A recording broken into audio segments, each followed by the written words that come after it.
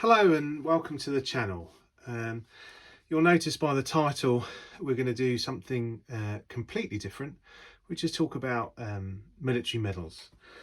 It felt like a natural direction to go in, given the interest of this channel and what's normally covered in it. I'm a keen reenactor of the Vietnam War period, and I like to collect anything militaria based. I've just started collecting American campaign medals or military medals, and I thought I would impart some of the information that I found useful when collecting my medals. So without any further ado, we'll crack on. So the medal that you see in front of you on the screen is the Prisoner of War Medal. It's a military award of the United States Armed Forces, which was authorised by Congress and signed into law by President Ronald Reagan on the 8th of November 1985. It's called the Prisoner of War Medal, and it may be awarded to any person who was a prisoner of war after the 5th of April 1917. It is awarded to any person who was taken prisoner or held captive while engaged in an action against the enemy of the United States, while engaged in military operations involving conflict with an opposing armed force, or while serving with friendly forces engaged in armed conflict against an opposing armed force in which the United States is not a belligerent party.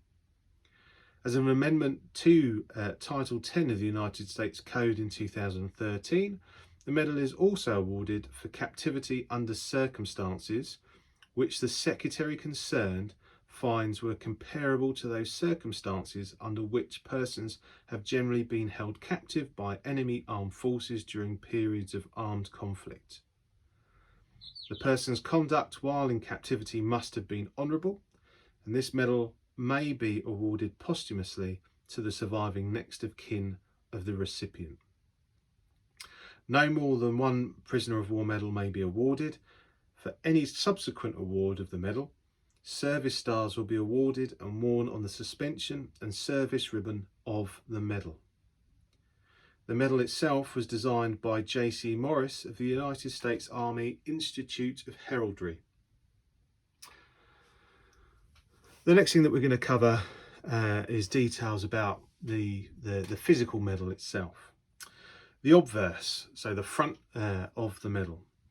In the centre of a bronze medallion 1 3/8 inches in diameter, an eagle is shown with its wings displayed. Forming a circle around the eagle and following the contour of the medal, barbed wire and bayonet points may be seen. The eagle is the American bald eagle and represents the United States in general and the individual prisoner of war in particular. It is standing with pride and dignity, continually on the alert for the opportunity to seize hold of beloved freedom. Turning the medal over so you can see the reverse. The reverse has the inscription "Awarded to" around the top and for honourable service while a prisoner of war across the centre in 3 lines with a space between the 2 inscriptions for engraving the name of the recipient. The shield of the coat of arms of the United States is centred on the lower part of the reverse side with the inscription "United States of America" around the bottom of the medal. The ribbon to the Prisoner of War Medal is 1 3/8 inches wide and consists of a central band of black edged in white. The edge stripes of the ribbon are composed of pinstripes of red, white and blue, with the red forming the outer edges of the ribbon. The red, white and blue edge stripes represent the United States. The large white stripes represent hope, and the black centre stripe alludes to the bleakness of confinement as a prisoner of war. When you're looking at these medals, if you're looking to buy one, to make sure they're a legitimate official issued or struck medal, you need to look for a hallmark. Now, the hallmark on these is located where the pin is. You can see there. So if we move that pin out of the way, you should see the code G27. Now G27 relates to Graco Awards Incorporated in Tomball, Texas, and they're one of the licensed producers of the medal. So that should give you the assurance that the medal is legitimate. However, it's not fail-safe because you can slide this out and insert whatever back and pin you want to.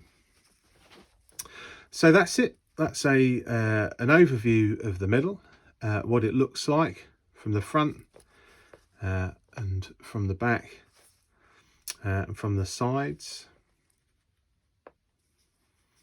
how it's all connected, the ring. If we spin the ring round, what we're looking for is to see if we can see how it's put together. And as you can see there, it's a push fit. It's not soldered or anything. So that is the first medal of many that I'll be talking to you about on the channel. As with all of my videos, if you've enjoyed the content, please like, share, subscribe and comment, and I'll see you later.